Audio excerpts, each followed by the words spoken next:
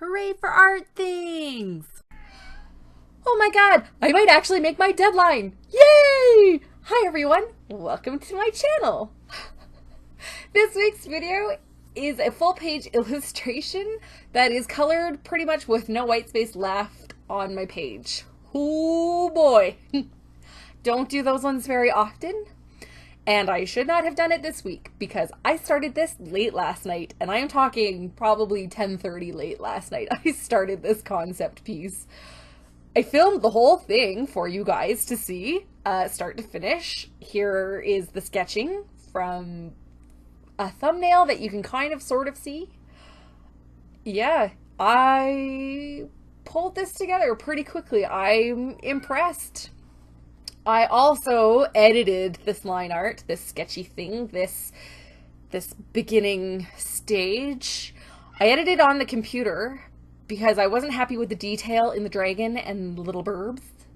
So I added detail on the computer, printed it off, and traced that part. I also used it as an opportunity to blow the size up. I doubled the size for the final piece because I did not want a teeny tiny little one where I didn't like the dragon. I wanted a bigger one where I could put some more detail in him, more detail in the little birds, and it made me happier. Really, at the end of the day, that's what matters, is I am happy with the finished piece. And doing it this way, I was very happy with the finished piece. Oh, that's my cat. I'm sorry. Hi, baby. Voodoo says hello. So here I am just editing a little bit. I fixed his head shape, as you can see, and I fixed his feathers. I mean, they're still not very good, but I fixed them. So that's going on the to-do list, learn to draw feathers.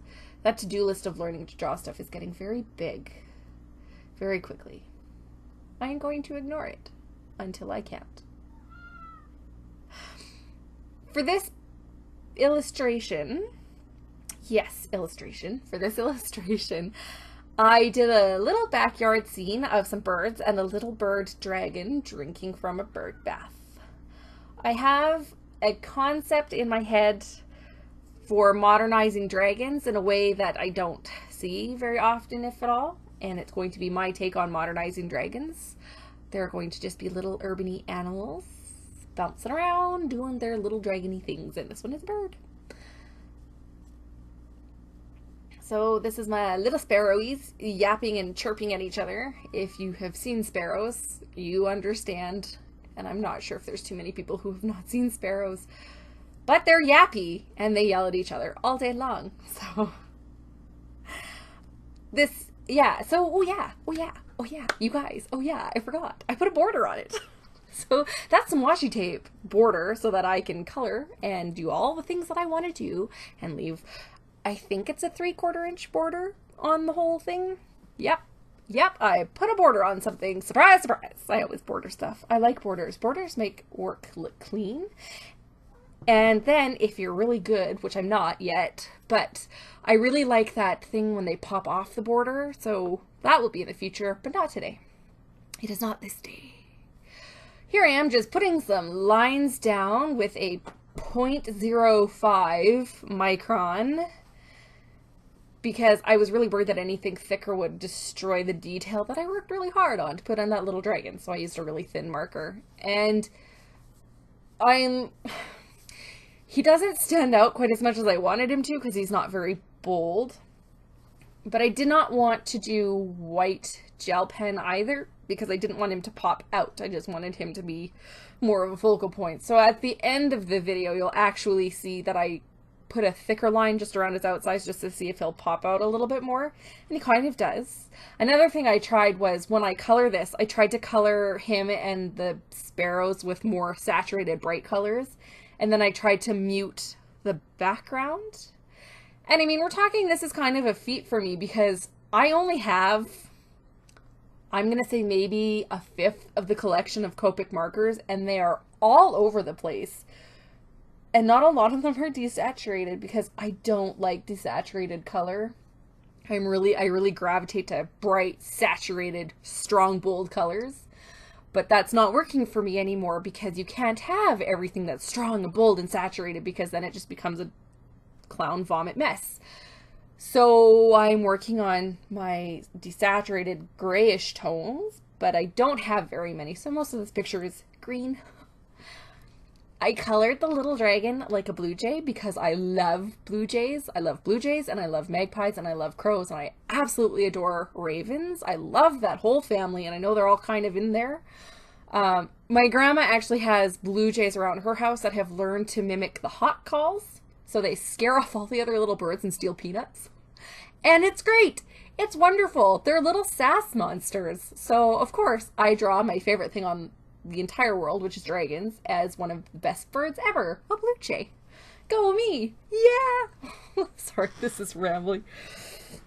So, in doing this whole page, I've decided that I want to get into this more instead of just simply character design. I'm still going to do character design because I really want to develop that little blue jay dragon, so maybe make a sticker of him or even just a character sheet, like completely valid to still do. I just want to take them farther afterwards. It's all well and good for me to do a character design and then I'm like, okay, I'm done. But then what did I do it for? I'm trying to find an end game for my character designs, and this project that I've decided on, I think will get me there. By creating dragons in urban settings and creating little dragons that are based on other things like a blue jay. Normally my dragons are really boring, but this guy is not. Like, he's completely different from what I normally do for a dragon. Normally they've got the two horns, the couple of spikes going down the back, they're green, they're orange, very bland generic dragon. This guy is not. He has no horns, he's got feathers. He's blue. So I'm really happy with him, and I want to develop him farther. I also want to develop other dragons. So I'm thinking maybe a raven. He'll be pretty bland, but I have an idea for ravens and crows. So where he might be a more simple design, there might be more of them. I want to create lizard. Oh, okay. Dragons are lizards, Jess. Well done. My point is I want to step away from the dragon that I always draw by default, and I want to expand my vocabulary of dragon extra bits. So like feathers and horns and crap. There is some cut off coloring that I had to edit out simply because nobody wants to watch a boring screen of me coloring off camera.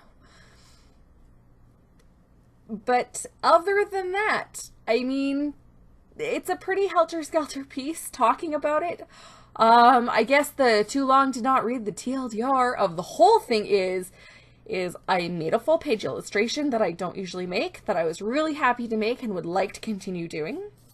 I have created a new series of drawings that I'm about to pursue, and I'm really happy with my new looking dragon. Yep. That took a long time to say all that. You're welcome.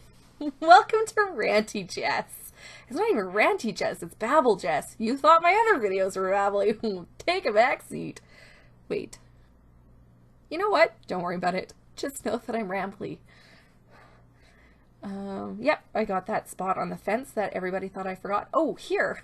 Here, my B91 marker was dying, and so I switched to B93. Then I decided maybe I'll try and push out every last little bit of it because I want the clouds to have a little bit of dimension. Which I did. I managed to get all of the blue color that I needed. I even colored the water with B91, and I mean, you can see it. It's dead. It's so close dead. And I was like, oh, phew, I made the whole drawing, and I looked up and I looked at my refills, and I have the B91 refill. Yep. So this is my wonderful dragon illustration of a little dragon in a backyard getting a drink of water. I hope you enjoyed this rambly video, and I will see everybody next week. Bye!